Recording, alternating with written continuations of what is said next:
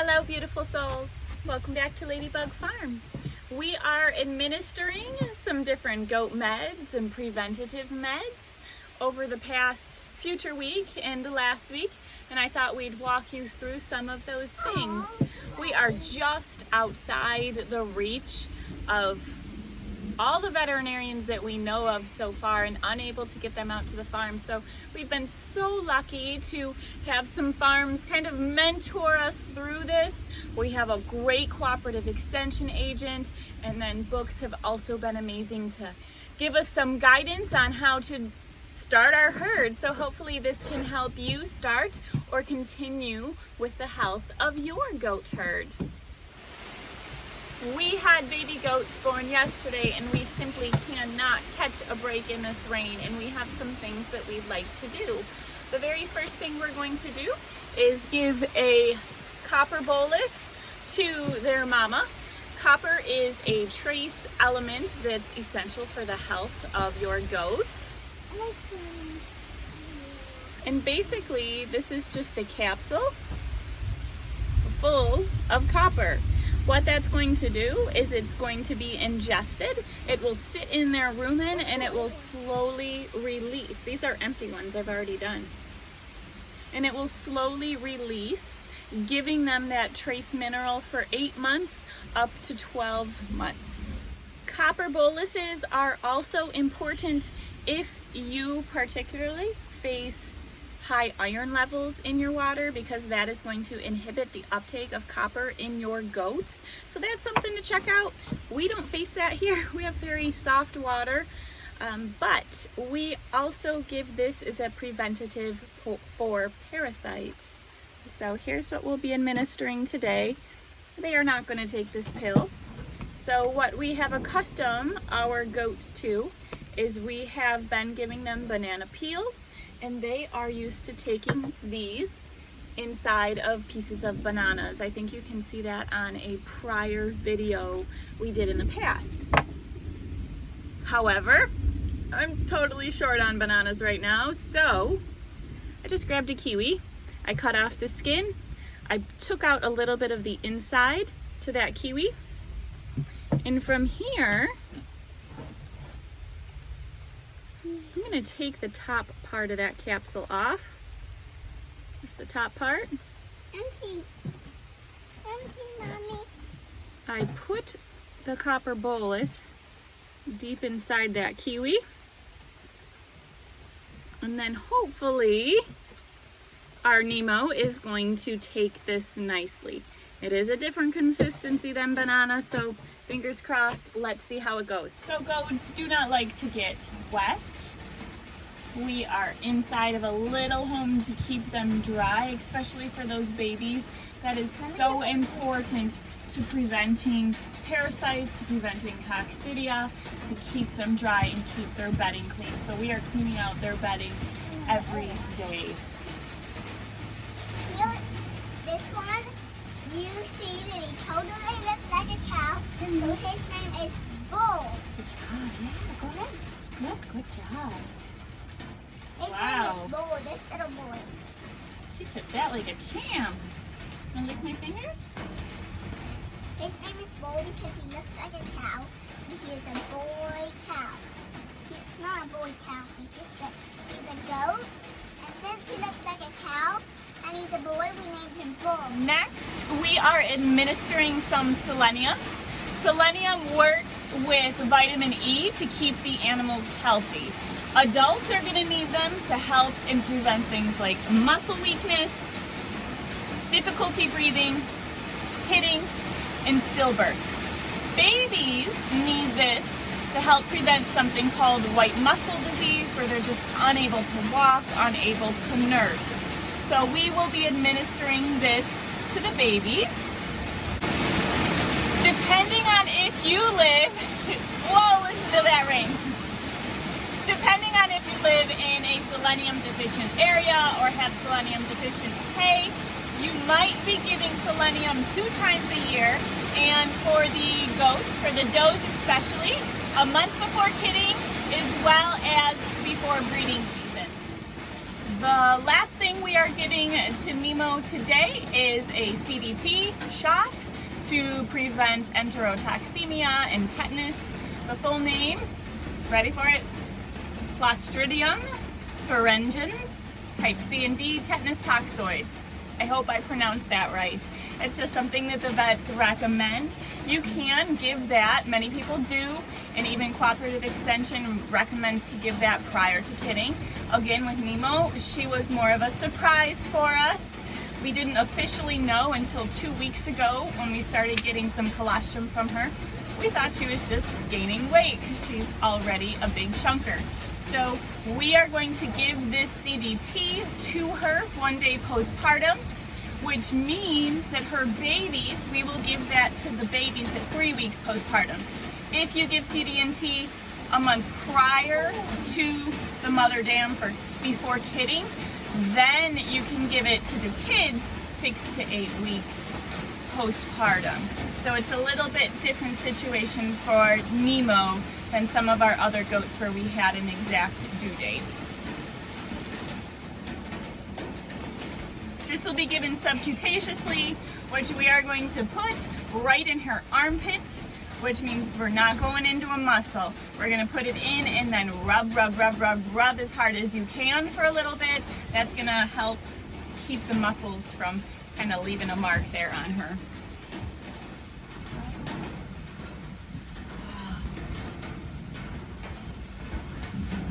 She did great.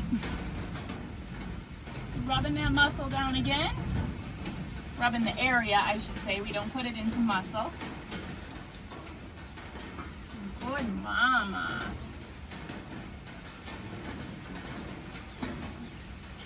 Sticking her tongue out. She is sticking her tongue out. I'm not. You're not? Can you? She's a beaver. I want to play with beaver.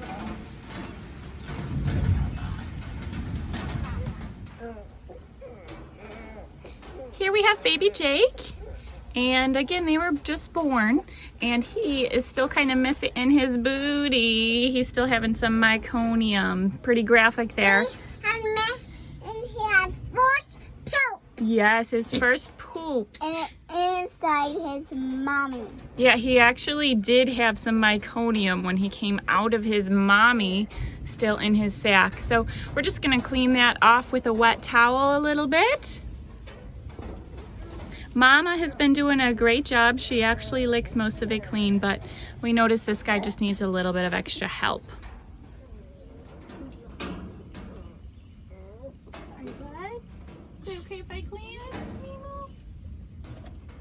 Oh, she's licking my towel. No, excuse me. I'm trying to help out your baby.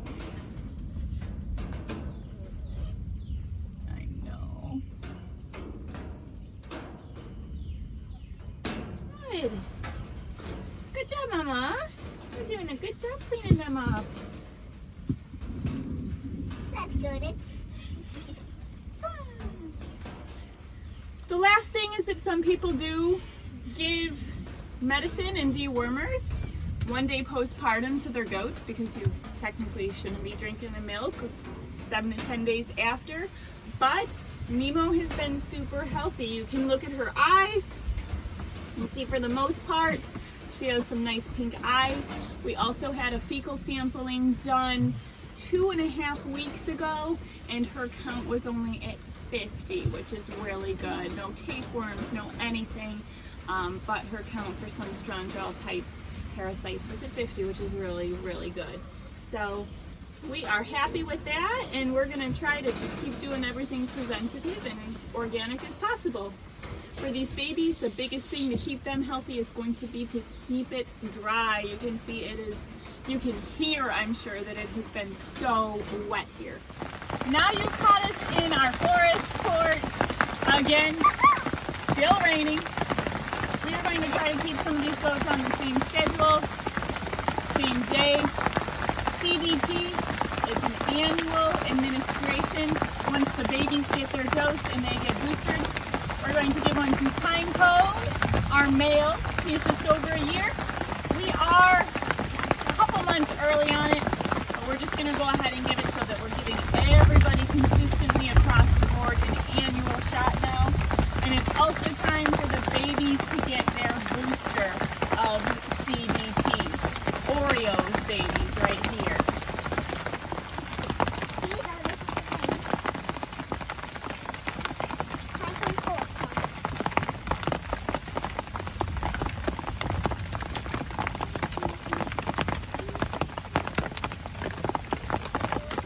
You might notice we're carrying around a little cooler.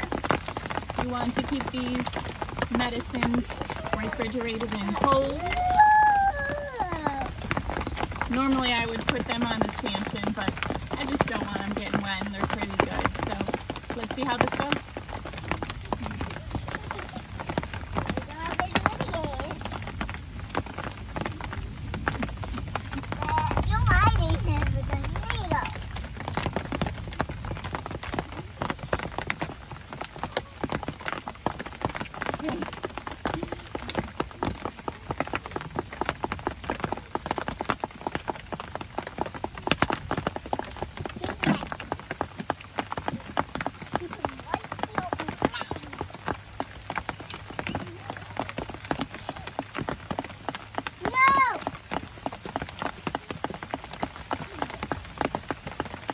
Good job, bud.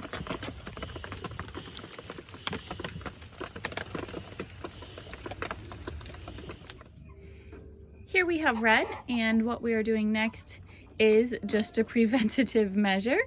We take and put some diatomaceous earth in with their feed.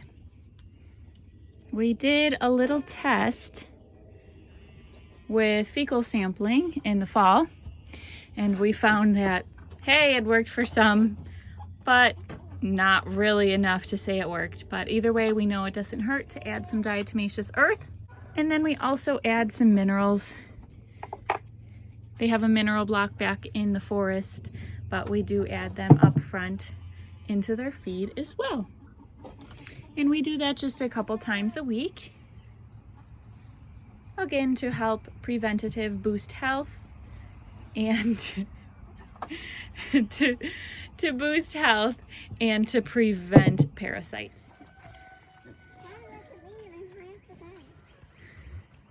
And here is twofold to parasite and worm prevention.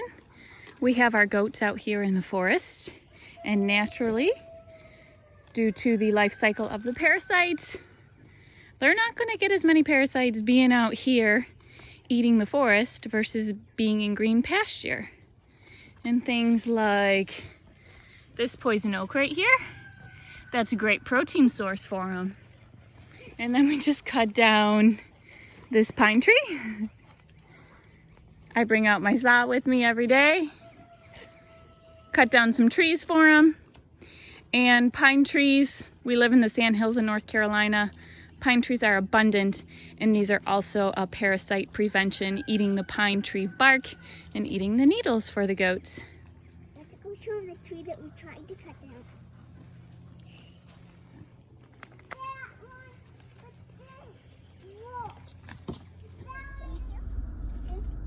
Okay, we are in the car. We are on our way to disbud some goats, which means that we are getting rid of their horns. One of them we think is polled, which means they naturally don't have any horns, but we are choosing to disbud them because, for various reasons, you have more of a chance of these boys being pets if they don't have horns. And often dairy goats are also disbudded. That way they can fit into the stanchion. And because we have so many children out on our farm, we just don't want to have horns and have that liability possibility in our goats. One time when Leela was little, we were feeding a whole bunch of cabbage greens extra from the co-op. And as we were feeding them, she got caught in between the horns of another goat that was headbutting another goat. So we just want to have goats that don't have horns and have that liability for us. We are arriving home, and this little guy is all set. He will not have horns for the rest of his life. We had an amazing mentor who again walked us through the whole process. She has the whole setup. She has the kidding boxes, she has the disbudding irons, and she even has 2 different sizes, one for dwarf Nigerians and one for Nubians. So this little guy is ready. You can see on the top of his head where we did do the disbudding. He is ready to go back to his mama, and he's passed out in my arms right now. Today we are castrating the goats. Not these guys, because they are still too little, but they will, these are both boys, they will outgrow their cuteness and become very undesirable as pets. So here's some things about why we are choosing to castrate our boys. You only need 1 buck to breed several does. Also, bucks or uncastrated males require separate living areas, separate fencing areas, separate pastures to the kids as well as the ladies. Bucks can be harder to manage, and they can also become aggressive during breeding season. We had a boy that we housed to sire this one right here in the camera, and during breeding season he was jumping through electric fencing, jumping off fencing, doing whatever he could. He went through 4 fences.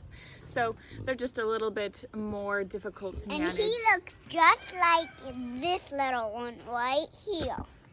Also, for the biggest reason, bucks stink. And Stink. why is that? Because they pee on themselves. They do, and they have some special scent glands to make them smell attractive to the ladies. And you can smell it from a ways away. And where? Pardon that madness, about 100 feet away, we just had a hawk. You can hear all the chickens. A hawk just got in and took one of our hens out, which is surprising because we're standing right here. But back to the whole part about goats stinking. If they're not castrated, they will stink. They pee all over themselves. You can smell it from very far away, and it also doesn't really come out of your clothing. I remember one night after housing a uncastrated male to breed with one of our ladies, Nemo, drinking my glass of wine and going, oh, it just smelled terrible. I could not wash it out.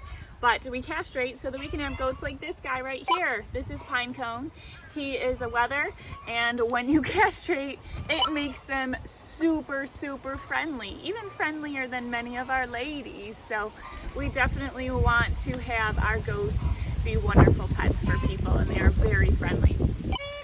And he will not go into rut, and he will not stink. He is a nice smelling man, except his breath is a little bit stinky. The ideal time to castrate is between back up, Pine. The ideal time to castrate is between 8 to 12 weeks. If you do it too early, you are going to risk urinary stones, and you're going to risk the urethra not being developed all the way. If you do it too late, it can result in inadvertent breeding, and unfortunately the baby boys will breed out their mothers in as early as just a few months. I am still a little squeamish about the procedure, so luckily, well, actually, we don't have a vet that will come out to us and help, but luckily we have had the mentorship of an amazing local farmer who has helped us through the process. And then you'll also notice my partner comes in and helps us as well to do this procedure. There are 3 methods. One method, you can do a banding, and it's basically just taking a bander, placing rubber bands around, and in about 2 weeks the testes are going to dry up and they are going to fall off. We prefer not to do that method, although it is probably one of the most popular methods. The other one is surgical castration. That is something that Jared has done with the pigs, but we are choosing not to do with our goats. We also don't want that open wound. The method we are doing is the Burdizo method, using this tool, the Burdizo. It's also called the emasculator method. It is bloodless. It is a quick pop and done. And it can be, the Burdizo method can be less effective because we are essentially rupturing a cord to the testicle, and you can't tell right away if it has worked. Over time, within a couple weeks, the scrotum will just kind of ball up and stop growing. Oh boy. And maybe I can show you on this little guy what it's gonna look like. Here you can see his, yep. You can see back here, he's still got it.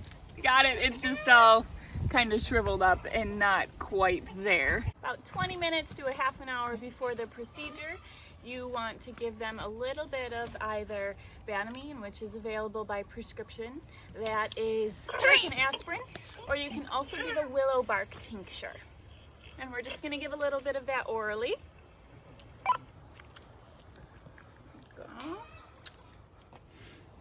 Okay, so for this you are holding the scrotum, pulling it back, and he's placing the Burdizo over top of that in front of the teat. You will feel a cord, and that is what we will be clamping down upon.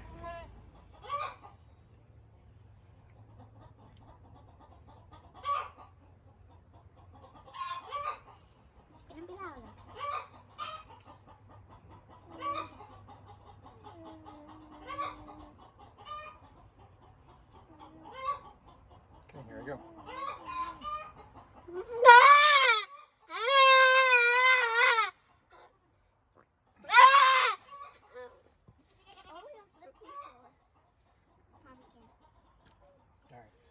The next thing we're doing is just trimming hooves. We do this for Nemo. She has terrible hooves.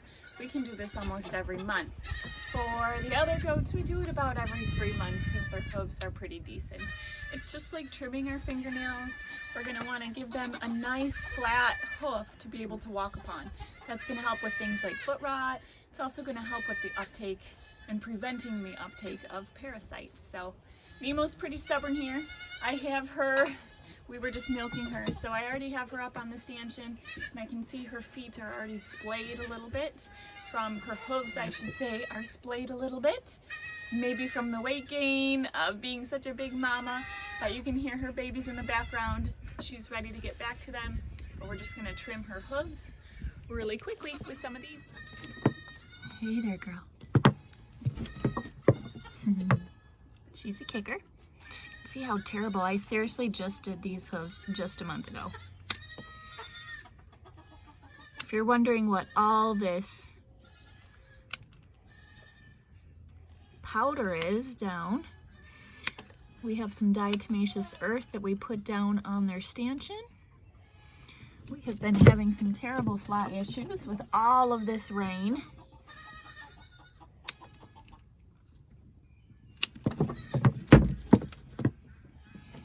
See what a little stubborn girl she is. She does not like to have her hooves trimmed.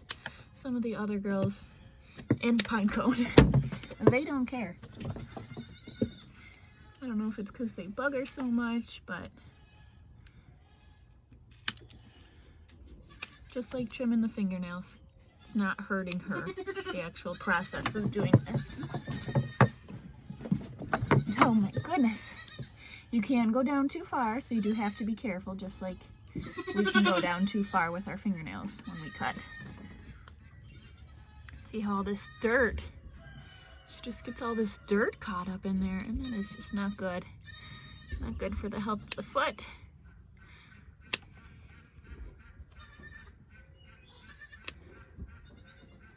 So try to trim away those pockets.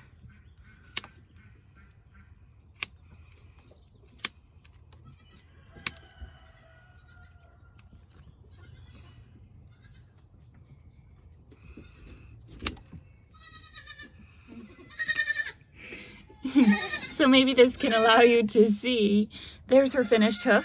You see how it lays flatly? And then here's her hoof from just a month ago of not trimming her hooves. See how it's all kind of worn out and splayed? Hopefully she'll be a lot more comfortable now when she walks. I have Oreo up on the stanchion. I just milked her and I want to show you her hooves. They are way healthier than Nemo's. She has not had her hooves trimmed in about 3 months, and see how flat she just lays nice and even right there down on the stanchion. We do have to trim hooves a little bit more here because we are in the Sandhills of North Carolina. If we had rocks, that constant abrasion down on their hooves would keep them nice and trimmed back, but we don't have any rocks at all. It's all, again, Sandhills in North Carolina. So we do trim their hooves often, but you can see just how healthy her hooves are. Okay, so time frame now, we are looking at about a week and a half has passed since we started filming these videos. We had something happen last night that we did not get to film on video. We came out before dinner and we noticed this little guy had vomit all down his chin, all down the front of his legs, and on his chest.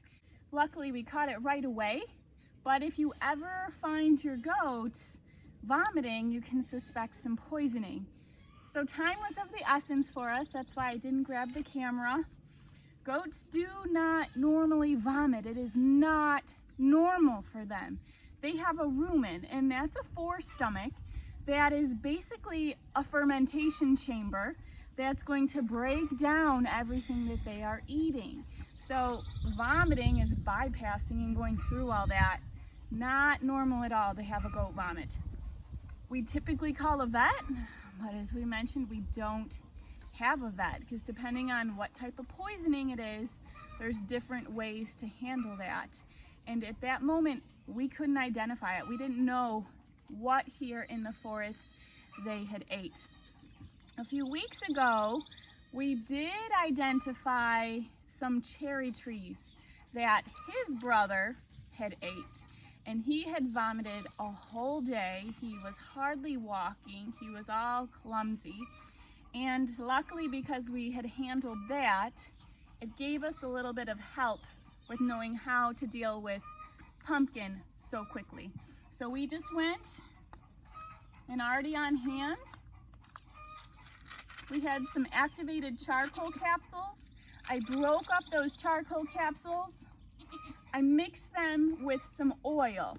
When it was Spider, he was more dehydrated. We mixed that with electrolytes. But Pumpkin was good. He was still nursing. So I just mixed it with a little bit of oil, and this is called a drencher. It goes right down into their throat to make it a little bit easier. And we gave him some activated charcoal. Within an hour and a half, he was back to normal, or at least he wasn't vomiting. And today he's back to normal. This is the most difficult, one of the most difficult things about having the goats out here in the forest is that we cannot identify everything. We've tried, but we have the goats out here to help us clear land, and we can't identify everything. If goats are given an extensive browsing area, they generally are going to avoid the poisonous plants, but the little ones, I don't know, that's him and his brother now. Maybe they just can't identify it as easily. So there's lots of different things that can poison goats. There's nitrate poisoning. That's where if the plants are given too much nitrogen fertilizer, that's going to poison them. We don't use any fertilizers here on the farm, so when they are out here foraging, we are completely okay with that. We don't have to worry about nitrate poisoning. But there's also prussic acid poisoning. That's caused by cyanide, and that's from plants such as cherry or corn or peaches or certain kinds of grasses and apricots. Rhododendron poisoning, kale poisoning. We do feed our goats a little bit of kale here and there because, again, it's all about quantity. But kale poisoning can cause red blood cell damage, ruptures, and anemia. There's also oxalate poisoning, such as sugar beet tops and rhubarb. Oak leaf, not necessarily poisoning, But we have to keep an eye out on how many oak trees we cut down for our goats, because that can tend to lead to anemia. And then fruit tree leaves can often be poisoned, not necessarily when they are fresh, but once the leaves become wilted or once they dry, they contain hydrogen cyanide, which is another thing that can poison the goats. So lots to be aware of. Most certainly when we found out he wasn't acting right, we had to get him out of the forest, just away from whatever he was eating. We gave him that charcoal, and hopefully now he's good to go. As you can see, he's still nice and happy pumpkin. So the goats most certainly require a lot more work than any of our animals here. You can see in just a week and a half's time what we've done. It's not necessarily a how-to video, just an overview of some of the things we've had to do for these little guys to keep them happy and to keep them healthy. But it's certainly a lot, but it's certainly worth it, we think. Thank you so much for joining us today. Bye! We hope you have a beautiful day. Goodbye!